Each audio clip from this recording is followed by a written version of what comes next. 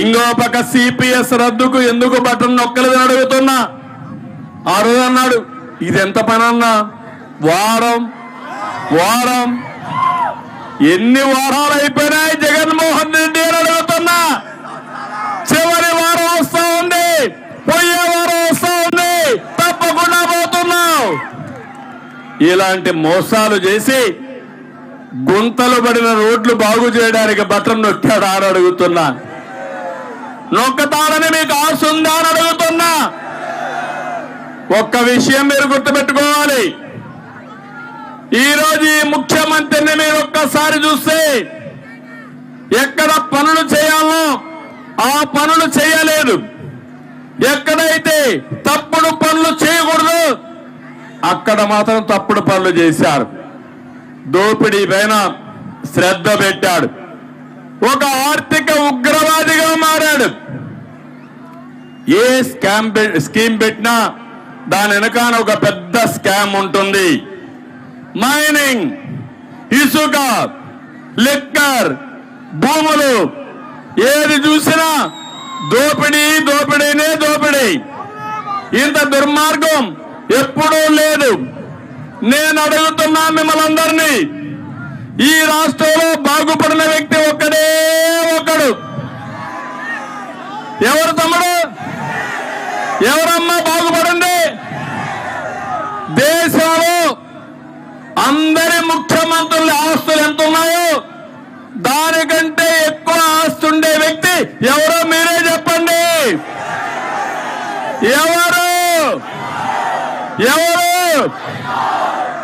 అంటే సైకో మాత్రం ఆస్తులన్నీ పెంచేసుకున్నాడు. మీరు బాగుపడ్డారా అడుగుతున్నా. ఈ ప్రభుత్వం వల్ల మీ ఆదాయం పెరిగిందా అని అడుగుతున్నా. అప్పులు పెరిగాయా లేదా అని అడుగుతున్నా. అంటే అందరూ నాశనం అయిపోయాం. ఇంకొక విషయం మీరు చూస్తే ఎవరికి ఇలాంటి సైకో ఆలోచనలు రావు. భూగర్భ ఖనిజ సంపద, సహజ వనరుల్ని దోచేసిన వ్యక్తి ఈ సైకో జగన్మోహన్ రెడ్డి అని చెప్పి నేను మీకు తెలియజేస్తున్నా. ఎప్పుడు కూడా మీరు ఒక విషయం గుర్తుపెట్టుకోవాలి. అభివృద్ధికి బ్రాండ్ అంబాసిడర్ తెలుగుదేశం పార్టీ అవునా కాదా అని అడుగుతున్నా. మీకు అభివృద్ధి కావాలన్నా లేదా అని అడుగుతున్నా. అభివృద్ధి చేస్తేనే సంక్షేమ కార్యక్రమాలు వస్తాయి. అభివృద్ధి చేయకపోతే సంక్షేమ కార్యక్రమాలు ఎక్కడి నుంచి వస్తాయని అడుగుతున్నా. ఒక విషయం మీరు ఆలోచించండి. ఒక ఊర్లో ఒక తిరుగుబోతుంటాడు, నిద్రలేసి తిరుగుతానే ఉంటాడు. వ్యవసాయం చేయడు, వ్యాపారం చేయడు, అప్పులు చేస్తాడు. చేసి బాగా తాగేసి తందనలాడతాడు. ఆ వ్యక్తి వల్ల భూమి పోతుంది, ఆస్తి పోతుంది, కుటుంబం సర్వనాశనం అయిపోతుంది. అవుతుందా కాదా అని మిమ్మల్ని అడుగుతున్నా. అలాంటి వ్యక్తి ఈ జగన్మోహన్ రెడ్డి. అక్కడైతే అతను కూడా నష్టపోతాడు, ఇక్కడైతే జగన్మోహన్ రెడ్డి లాభపడతాడు.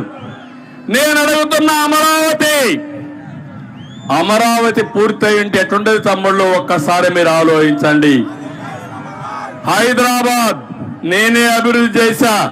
హైదరాబాద్కి బ్రాండ్ అంబాసిడర్ ఎవరంటే ఇప్పుడు కాదు, చరిత్రలో కూడా తెలుగుదేశం పార్టీ గుర్తుంటుంది.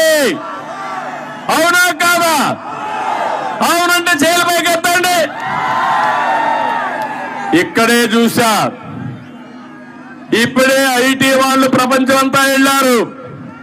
వాళ్ళు వచ్చి చెప్తున్నారు ఎన్నికలు వచ్చాయి, ఎన్నికలయ్యే వరకు మేము ఇక్కడే ఉంటాం, 2 నెలలు ఇక్కడే ఉండి మిమ్మల్ని గెలిపించి మా బాధ్యత, మా రుణం తీర్చుకుంటామని వాళ్ళు చెప్పే పరిస్థితికి వచ్చారు.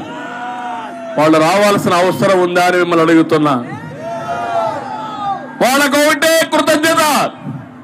ఆ రోజు మీరు ఐటీ ప్రారంభించారు, మమ్మల్ని చదువుకోమన్నారు, మేము చదువుకున్నాం, మా భవిష్యత్తు మారింది.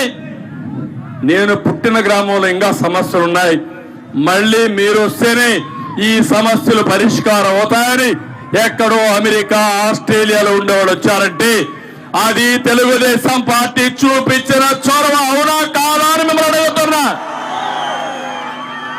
ఈ విషయం మీరు కూడా ఆలోచించాల్సిన అవసరం ఉంది. ఒక వ్యక్తి, దుర్మార్గమైన వ్యక్తి, అహంకారి అమరావతిని నాశనం చేసేశాడు. ఈ అమరావతి నాశనం చేస్తే నాకు నష్టం కాదు, రాష్ట్రానికి నష్టం, ఈ పిల్లలకు నష్టం, రాష్ట్రంలో పేదవారికి నష్టం. ఏ విధంగా నష్టం అని మీరు ఆలోచిస్తే, అమరావతి గారి కట్టుంటే 10,000 ఎకరాలు మిగిలేది. ఆ 10,000 ఎకరాలు అమ్ముకుంటే ప్రభుత్వానికి 2 లక్షల నుంచి 3 లక్షల కోట్ల రూపాయలు ఆదాయం వచ్చేది. ఆదాయంతో సంక్షేమ కార్యక్రమాలు చేసేవారు, అభివృద్ధి కార్యక్రమాలు జరిగి ఉంటే ఇక్కడ పేదవాళ్ళు హైదరాబాద్కో, బెంగళూరుకో, చెన్నైకో పోయే పని లేకుండా ఇక్కడనే పనులు చేసుకునేవాళ్ళం. ఈరోజు పాసి పనులు కూడా, మట్టి పనులు కూడా వేరే ప్రాంతానికి వలస వెళ్తున్నారంటే ఇది సిగ్గనిపించదా జగన్ రెడ్డి అని అడుగుతున్నా. ఎన్నికల ముందు చెప్పాడు అమరావతి రాజధానిని, చెప్పాడా లేదా అని మిమ్మల్ని అడుగుతున్నా. అసెంబ్లీ సాక్షిగా చెప్పాడా లేదా? ఎందుకు మాట మార్చావు? ఎందుకు మాట మార్చావు? ఇప్పుడు 3 రాజధానులు అన్నాడు, మళ్ళా 4వ రాజధాని హైదరాబాద్ అంటున్నాడు. మళ్ళా ఏమమ్మా, భిక్షమెత్తుకుంటే ఆస్తిలో వాటా ఇస్తారా అని మిమ్మల్ని అడుగుతున్నా. హైదరాబాద్ 10 సంవత్సరాలు ఉమ్మడి రాజధాని, మేము నష్టపోయాం, మేము చేతగానాలం, పనికిరాని వాడు ముఖ్యమంత్రి అయ్యాడు కాబట్టి మళ్ళా వస్తాం, మాకేదో మీ పంచన ఉంటాం, మాకు కూడా చూడమంటే ఒప్పుకుంటారా తమ్ముళ్ళు అని మిమ్మల్ని అడుగుతున్నా.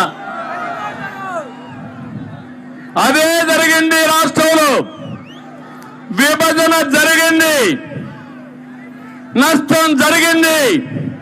నేను పోరాడాను, ఆ రోజు కూడా ఒకటే చెప్పాను, మీరు విభజన చేస్తే ఇద్దరికి న్యాయం చేయండి, అప్పుడే విభజన చేయండి, లేకపోతే సరైన న్యాయం చేయమంటే ఆ రోజు కాంగ్రెస్ పార్టీ వినకుండా విభజన చేశారు. కానీ కొన్ని పెట్టారు, కానీ అవి రాలేదనే ఉద్దేశంతో నేను ఆ రోజు పోరాడాను. నేను ఈ రోజు బీజేపీతో డిఫర్ అయ్యానంటే నేను వ్యక్తిగతంగా కాదు, మనకు ఏదైతే ఆ రోజు మనకి ఇవ్వాల్సిన ప్రత్యేక హోదా ఇవ్వలేదని నేను డిఫర్ అయ్యాను తప్ప, ప్రజల కోసం తప్ప ఇంకోటి కానీ కాదని మీ అందరికీ విజ్ఞప్తి చేస్తున్నా. జగన్మోహన్ రెడ్డి ఏం చెప్పాడు? కేంద్రం మెడలు వస్తానని చెప్పాడా లేదా అని మిమ్మల్ని అడుగుతున్నా. మెడలు ఉంచాడా అని మిమ్మల్ని అడుగుతున్నా. ఒక మాటలో చెప్పాలంటే ఈ రాష్ట్రానికి ఎక్కువ అన్యాయం చేసిన వ్యక్తి ఎవరు తమ్ముళ్ళు? ఎవరు అడుగుతున్నా? విభజన కంటే కేంద్రం సహాయం చేస్తామన్నా సహాయం తీసుకోలేని వ్యక్తి మూర్ఖుడు ఈ జగన్మోహన్ రెడ్డి.